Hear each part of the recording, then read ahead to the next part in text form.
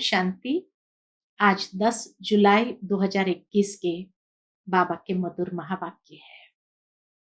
और आज की मुरली में बाबा हम बच्चों को बहुत सुंदर मर्यादाएं सिखा रहे हैं या डिसिप्लिन सिखा रहे हैं। जिस तरह लौकिक में माता पिता बच्चों को मर्यादाएं सिखाते हैं कि एक दूसरे का रिगार्ड कैसे रखना है, माता पिता का रिगार्ड कैसे रखना है, ठीक आज ब्रह्मा माँ और शिव बाप भी हम बच्चों को एक दूसरे का रिगार्ड कैसे रखना है ये भी सिखाते हैं। साथ ही साथ ब्रह्मा माँ हमें सिखाती है शिव बाप का रिगार्ड कैसे रखना है। तो बाबा कहे जब कोई कहता है ओम शांति तो तुम्हें भी रिस्पॉन्ड करना है ओम शांति। ये हुआ एक दूसरे का रिगार्ड रखना। साथ ही साथ बाबा कहे भक्ति मार्ग में भक्त आत्माएं भी भगवान को भोग लगाती है और यहाँ बच्चे भी भोग लगाते हैं। दोनों भोग लगाने में क्या अंतर है? तो भक्ति में जब भोग लगाते हैं तो यथार्थ परिचय नहीं है परमात्मा का, तो किसी न किसी देवता को ईश्वर समझ करके भोग लगाते हैं। लेकिन यहाँ बच्चे जानते हैं कि हमारा बाबा निराकार है, अभोक्ता है, लेकिन फिर भी भोग लगाना है क्योंकि बाबा कहे यह भी शिव बाबा का रिस्पेक्ट रखना हुआ। जब भोग लगाते हैं तो शिव बाबा जरूर वासना लेते हैं और बाबा कहे ये एक प्रकार से शिव बाबा का रिस्पेक्ट रखना हुआ, रिगार्ड रखना हुआ। तो बाबा की मुरली सुनते हैं, कितना सुंदर धारणा की बातें बाबा ने आज मुरली के अंदर बताई है। ओम शांति। मीठे बच्चे अपने स्वधर्म में स्थित होकर आपस में प्यार से एक दो को ओम शांति कहो। यह भी एक दो को रिगार्ड देना है। प्रश्न है, भक्ति में भी भगवान को भोग लगाते हैं, यहां तुम बच्चे भी लगाते हो, यह रस्म क्यों? उत्तर, क्योंकि यह भी उनका रिगार्ड रखना है, शिव बाबा का रिगार्ड रखना है। भल तुम जानते हो शिव बाबा निराकार है, अभोक्ता है, खाते नहीं है, लेकिन वासना तो पहुंचती है।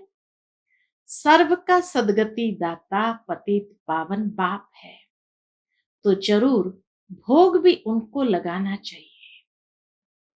आज की मुरली का गीत है हमारे तीर्थ न्यारे हैं। ओम शांति। बच्चों के दिल में भी उठा ओम शांति। जब बाबा ने ओम शांति कहा तो बच्चों के दिल में भी उठा ओम शांति। जैसे किसको नमस्ते कहा जाता है तो वह भी रिटर्न में कहते हैं नमस्ते। यहाँ बाप ने कहा ओम शांति तो सब बच्चे इनकी आत्मा सहित, ब्रह्मा बाबा की आत्मा सहित सबके दिल से आएगा ओम शांति। अर्थात हम आत्मा शांत स्वरूप है। रेस्पॉन्ड तो करना चाहिए ना, यह रेस्पॉन्ड हुआ। बाबा कहे ये रेस्पॉन्ड हुआ ना, दूसरे कोई अर्थ सहित ऐसे कह न सके। बाप ज्ञान सूर्य भी कहते हैं ओम शांति, ज्ञान चंद्रमा भी कहते हैं ओम शांति, ज्ञान सितारे भी कहते हैं ओम शांति। सितारों में सब आ गए। अब तुम बच्चों को अपने स्वधर्म का पता लगा है कि हम शांत स्वरूप और शांति धाम के रहने वाले हैं, यह तुमको निश्चय हुआ है। अच्छी रीति से तुम आत्मा को जानते हो। बरोबर कहा जाता है महान आत्मा पाप आत्मा आत्मा ही एक शरीर छोड़ दूसरा लेती है, परंतु आत्मा का यथार्थ परिचय कोई को नहीं है। हम आत्मा इतनी छोटी है, 84 जन्मों का पाठ बजाते हैं। यह न तुमको पता था, न और कोई जानते हैं। अभी तुम बच्चे सन्मुख बैठे हो, बाप को अपना बनाते हो। बच्चे बाप को अपना बनाते हैं वर्षा लेने के लिए। तुम बच्चे जानते हो, हम आत्माओं का बेहद का बाप इस ब्रह्मा तन में आया हुआ है। ब्रह्मा तन में आकर आदि सनातन देवी देवता धर्म की स्थापना करते हैं। बाबा कहे, तुम सब बच्चे ये अच्छी तरह से जानते हो कि बेहद का बाप इस ब्रह्मा तन में आए हैं। और क्यों आए हैं? आदि सनातन देवी देवता धर्म की स्थापना करते हैं। कल्प पहले भी आदि सनातन देवी देवता धर्म अर्थात सूर्यवंशी राजधानी स्थापन हुई थी।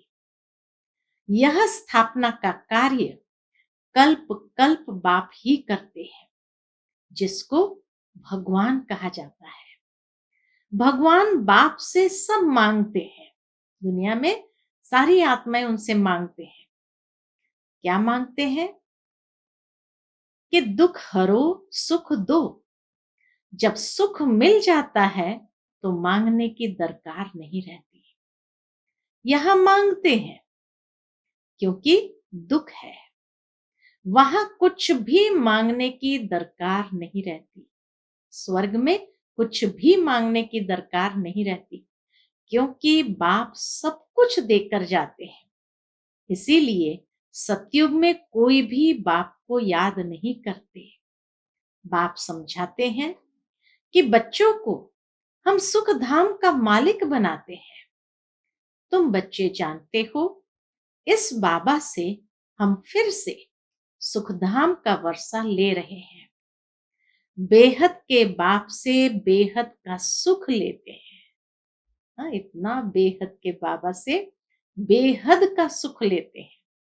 तुमको समझाया जाता है भक्ति मार्ग कैसे चलता है। मनुष्य सृष्टि रूपी झाड़ की उत्पत्ति, पालना और संहार कैसे होता है, वह ड्रामा के आदि मध्य अंत क्या है। बाबा कहे, तुम सब कुछ जानते हो कि इस दुनिया की बेहद के झाड़ की उत्पत्ति, पालना, संहार कैसे होता है, वह ड्रामा का आदि मध्य अंत क्या है, तुम सब कुछ जानते हो। यह है साकारी दुनिया, वह है निराकारी। बच्चे समझ गए हैं कि हमने पूरा आधा कल्प भक्ति की। अब कलयुग का अंत है, वर्षा मिलता ही है संगम पर। यह बच्चों को अच्छी रीति समझना चाहिए। अभी हम संगम पर हैं, यह तुम बच्चे ही समझते हो, दूसरे कोई समझेंगे नहीं। जब तक परिचय नहीं देंगे तब तक बाबा कहे कोई कुछ भी समझेगा नहीं। जरूर संगम युग आता है, जबकि पुरानी दुनिया बदल नई होती है। ये सारी पुरानी दुनिया है। इनको आयरन एज कहा जाता है, यह भी तुम जानते हो। पहले पहले सारी दुनिया पर एक ही धर्म होता है। नई दुनिया में भारत खंड ही सिर्फ होता है। नई दुनिया में और कोई खंड नहीं, सिर्फ भारत खंड ही होता है। थोड़े मनुष्य होते हैं। नई दुनिया को ही स्वर्ग कहा जाता है। इससे सिद्ध है नई दुनिया में नया भारत था। अब पुरानी दुनिया में पुराना भारत है। गांधी भी कहते थे, नई दुनिया नया भारत हो, नई दिल्ली हो। अब नव भारत व नई दिल्ली है नहीं। नव भारत में तो इन लक्ष्मी नारायण का राज्य था। अभी उसी ही भारत पर रावण का राज्य है। यह भी लिखना चाहिए। नई दुनिया, नई दहली, फलाने समय से फलाने समय तक इनका राज्य, ये समझा भी वही सकता जो नई दुनिया बनाने वाला है। ब्रह्मा द्वारा नई दुनिया स्वर्ग स्थापन करते हैं। जिस स्वर्ग का वर्षा लेने के लिए तुम आते हो, बाप तुमको युक्ति बतलाते हैं अथवा पुरुषार्थ कराते हैं। क्या युक्ति बताते हैं बाबा? क्या पुरुषार्थ हमसे करवाते हैं? सन्मुख भी मिलने आते हो अथवा वहां भी बैठ पड़ते हो, दिल होती है सम्मुख मिले। वह सम्मुख मिलते हैं मनुष्य मनुष्य से। यहां तुम कहेंगे हम जाते हैं शिव बाबा से मिलने, कहेंगे वह तो निराकार है ना, हम आत्मा भी निराकार है, हम भी यहाँ पाठ बजाने आते हैं ना।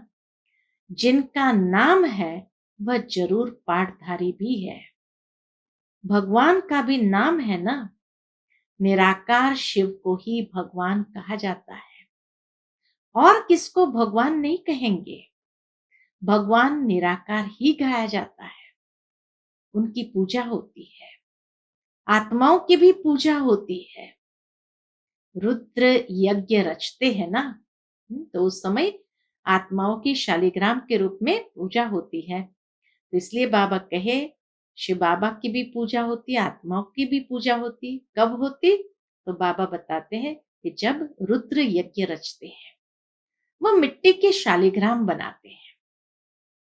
पत्थर का बनाओ व मिट्टी का, मिट्टी के तोड़ने फिर बनाना सहज है। मिट्टी को तोड़ने फिर बनाने सहज है। दुनिया तो इन बातों को नहीं जानती है। रुद्र यज्ञ में कितनी आत्माओं की पूजा कर सकते हैं, ये भी नहीं जानते कि कितनी आत्माओं की पूजा हम कर सकते हैं। बच्चे तो ढेर है, भगत सब भगवान के बच्चे हैं, बाप को याद करते हैं। बाबा ने समझाया है, शिव बाबा आते ही भारत में है। तुम थोड़े बच्चे जो उनके मददगार, खुदाई खिदमतगार बनते हो, उनकी ही पूजा भक्त लोग शालिग्राम बनाकर करते हैं। तो किन आत्माओं की पूजा होती है? जो बाबा के मददगार यानी खुदाई खिदमतगार बनते हैं, उनकी ही पूजा भक्त लोग शालिग्राम बनाकर करते हैं। यज्ञ जो रचते हैं, उनमें छोटा यज्ञ भी होता है, बड़ा भी होता है। बड़े शाहूकार लोग बड़ा यज्ञ रचते हैं, लाख लाख बनाते हैं, लाख लाख शालिग्राम बनाते हैं। छोटा यज्ञ होगा तो 5-10 हजार बनाएंगे। जैसा जैसा सेठ वैसा यज्ञ, और फिर उतने शालिग्राम बनाते हैं। एक शिव बाकी शालिग्राम बनाते, फिर उतने ब्राह्मण भी चाहिए। बहुतों ने यज्ञ देखा होगा, बाबा कहे बहुत बच्चों ने यज्ञ देखा होगा। तुम जानते हो बाबा हम बच्चों की सेवा करते हैं, हम फिर औरों की सेवा करते हैं, इसलिए पूजा होती है। इसलिए शिव बाबा के साथ शालिग्रामों की पूजा होती है। तुम अभी पूज्य बनते हो, आत्मा कहती है बाबा आप तो सदैव पूज्य हो, हमको भी पूज्य बना रहे हो। तुम पूज्य आत्मा शरीर लेंगी तो कहेंगे पूज्य देवी देवताएं। आत्मा ही पूज्य अथवा पुजारी बनती है। बाप आते भी है एक ही बार, फिर कभी बाप आत्माओं को पढ़ाए ये होता नहीं सारे कल्प में। और कभी ऐसा होता नहीं कि बाबा आकर के बीच में आत्माओं को पढ़ाना शुरू करे। आत्मा ही सुनती है। जैसे आत्मा शरीर द्वारा सुनती है, वैसे परमपिता परमात्मा सुप्रीम आत्मा भी शरीर का आधार ले इन द्वारा सुनते हैं। इन द्वारा तुमको राजयोग सिखलाते हैं। उनको अपना शरीर तो है नहीं, शिव बाबा को अपना शरीर तो है नहीं, ब्रह्मा विष्णु शंकर का भी अपना सूक्ष्म शरीर है। यहाँ तो सबका अपना अपना शरीर है। साकार वतन में तो हर एक को अपना अपना शरीर है। यह है ही साकारी दुनिया। शिव बाबा है निराकार। वह ज्ञान का सागर, सुख का सागर, प्यार का भी सागर है। वह आकर सबको पतित से पावन बनाते हैं। इसमें प्रेरणा की कोई बात नहीं है।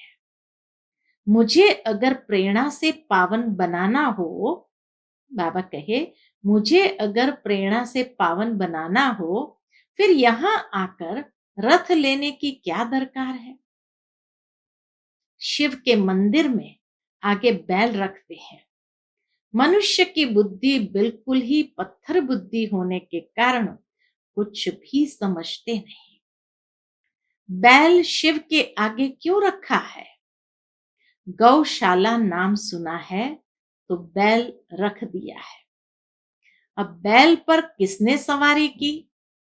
कृष्ण की आत्मा तो सतयुग में होती है।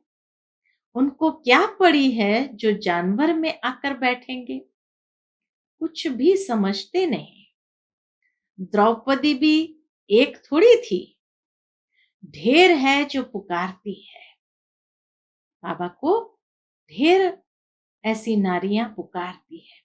उन्होंने तो एक नाटक बना दिया है कि श्री कृष्ण साड़ियां देते जाते हैं, अर्थ कुछ नहीं समझते।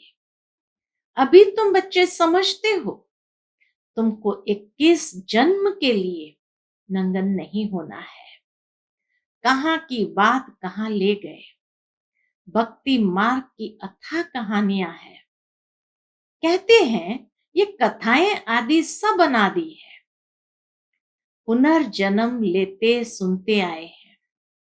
अनादि भी कब से शुरू हुई? बाबा कहे उनको पूछो, अनादि भी कब से शुरू हुई? कुछ पता नहीं।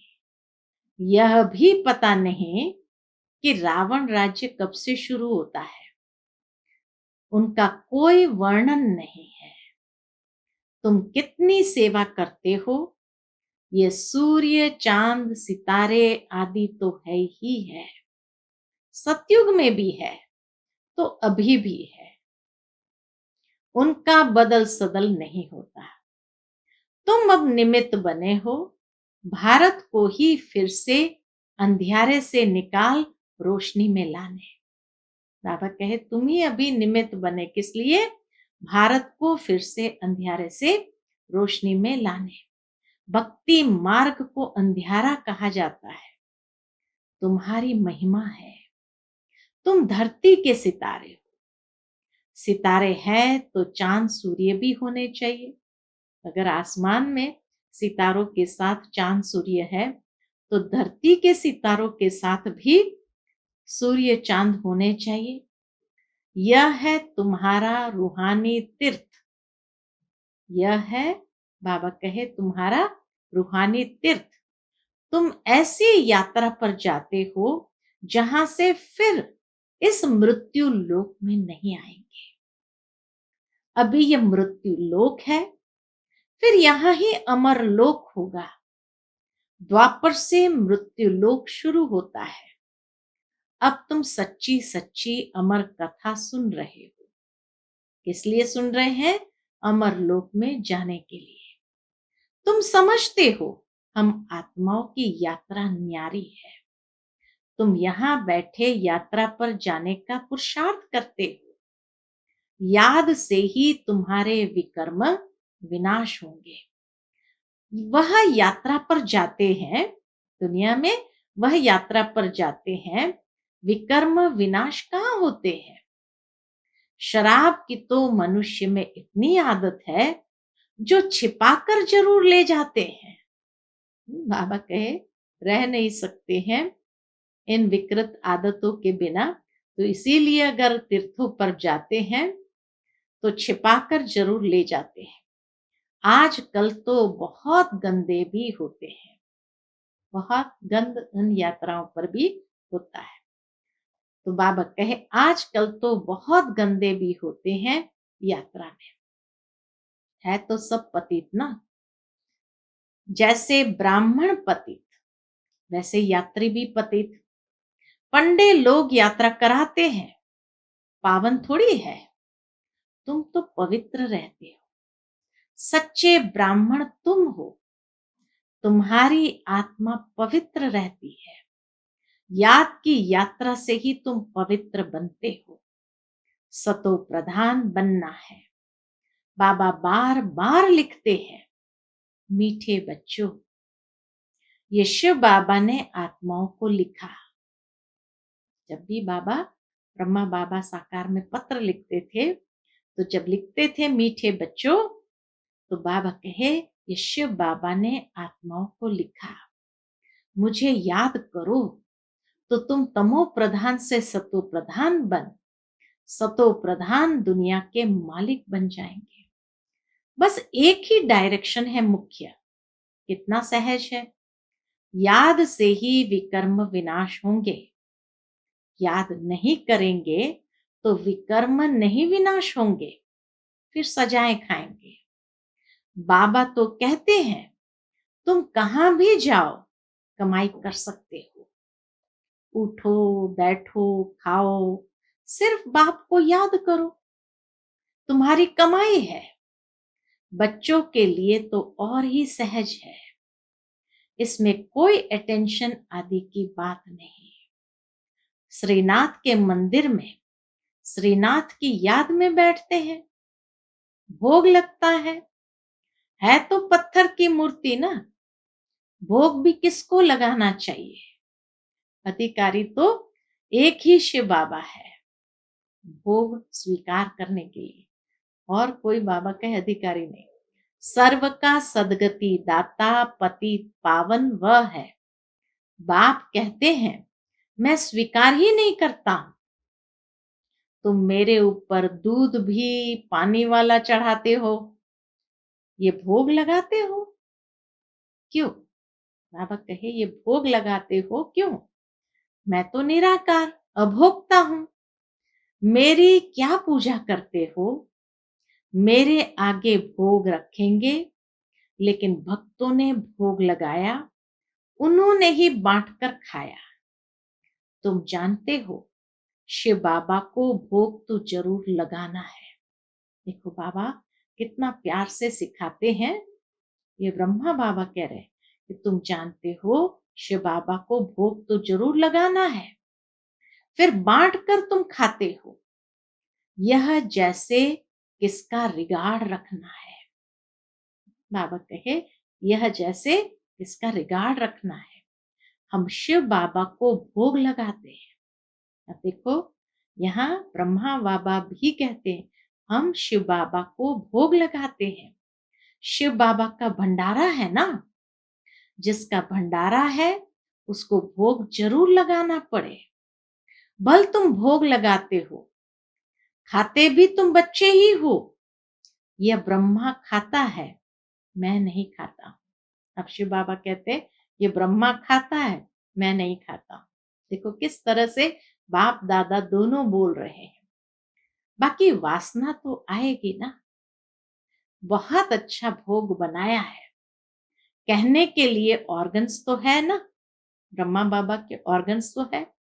यह ब्रह्मा खा सकते हैं, ये शरीर तो इनका है ना। मैं सिर्फ इनमें आकर प्रवेश करता हूं, मुख ही काम में लाता हूं। बाबा प्रवेश करके सिर्फ मुख को काम में लाता हूं, तुम बच्चों को पतित से पावन बनाने, अर्थात ज्ञान सुनाने। गौ मुख भी कहते हैं ना, इसीलिए भक्ति मार्ग में गौ मुख की भी पूजा होती है। बरोबर गौ भी है। तुम जानते हो इनसे ही तुम बच्चों को अडॉप्ट करता हो। बाबा आकर ब्रह्मा बाबा के द्वारा ही हम बच्चों को अडॉप्ट करते हैं। यह माता पिता दोनों है, परंतु माताओं को संभाले कौन? इसलिए सरस्वती को निमित्त रखा ड्रामा प्लान अनुसार। सरस्वती माँ को निमित्त रखा, वह भी बाबा कहे ड्रामा प्लान अनुसार। माता गुरु की महिमा भी चाहिए ना। गुरु तो पहले नंबर में मशहूर यह है, शिव बाबा ही सबका सतगुरु है। फिर ब्रह्मा बाबा को भी भक्ति में क्या कहा? गुरु ब्रह्मा। तो गुरु ब्रह्मा ठीक है, जैसे बाप वैसे बच्चे। तुम ब्राह्मण भी सच्चे गुरु बनते हो। अब आज बाबा ने कहा सतगुरु के साथ गुरु ब्रह्मा भी कहना ठीक है, और हम बच्चे भी सबको रास्ता बताते हैं घर जाने का, तो तुम ब्राह्मण भी सच्चे गुरु बनते हो। सबको सच्चा रास्ता बताते हो स्वर्ग का। आत्मा ही मुख से रास्ता बताती है कि मन मना भव मध्याजी भव। बाप माँ बच्चे सब वही रास्ता बताते हैं। यहाँ तुम सन्मुख बैठे हो, याद रहती है। फिर घर जाते हो तो बहुत बच्चे भूल जाते हैं। यहाँ आनंद आता है, बाबा पास आए हैं। बाबा कहते हैं स्वदर्शन चक्रधारी बन, यह युक्ति बताओ कि मुक्ति धाम बाप को और वर्षे को याद करो। अच्छा, मीठे मीठे सिकिलते बच्चों प्रति माता पिता बाप दादा का याद प्यार और गुड मॉर्निंग। रूहानी बाप की रूहानी बच्चों को नमस्ते। हम सब रूहानी बच्चों की रूहानी माता पिता बाप दादा को याद प्यार गुड मॉर्निंग और नमस्ते नमस्ते। शुक्रिया बाबा, शुक्रिया। आज की मुरली से धारणा के लिए मुख्य सार। पहली पॉइंट, आपस में एक दो को व बाप को यथार्थ रिगार्ड देना है। बाप भल अभोक्ता है, लेकिन जिसके भंडारे से पालना होती है उसको पहले स्वीकार जरूर कराना है। दूसरी पॉइंट, पूजनीय बनने के लिए खुदाई खिदमतगार बनना है। बाप के साथ सेवा में मददगार बनना है। जब आत्मा और शरीर दोनों पावन होंगे तब पूजा होगी। आज का बाबा का मीठा वरदान है, स्वयं को जिम्मेवार समझकर हर कर्म यथार्थ विधि से करने वाले संपूर्ण सिद्धि स्वरूप भव। स्वयं को जिम्मेवार समझकर हर कर्म यथार्थ विधि से करने वाले संपूर्ण सिद्धि स्वरूप भव। इस समय आप संगम योगी श्रेष्ठ आत्माओं का हर श्रेष्ठ कर्म सारे कल्प के लिए विधान बन रहा है। हम बच्चों का हर श्रेष्ठ कर्म सारे कल्प के लिए विधान बन रहा है। तो स्वयं को विधान के रचयिता समझकर हर कर्म करो। इससे अलबेलापन स्वतः समाप्त हो जाएगा। संगम युग पर हम विधान के रचयिता जिम्मेवार आत्मा है। इस निश्चय से हर कर्म करो तो यथार्थ विधि से किए हुए कर्म की संपूर्ण सिद्धि अवश्य प्राप्त होगी। आज का बाबा का स्लोगन है, सर्वशक्तिमान बाप साथ हो तो माया पेपर टाइगर बन जाएगी। सर्वशक्तिमान बाप साथ हो तो माया क्या बन जाएगी? पेपर टाइगर बन जाएगी। अच्छा, ओम शांति।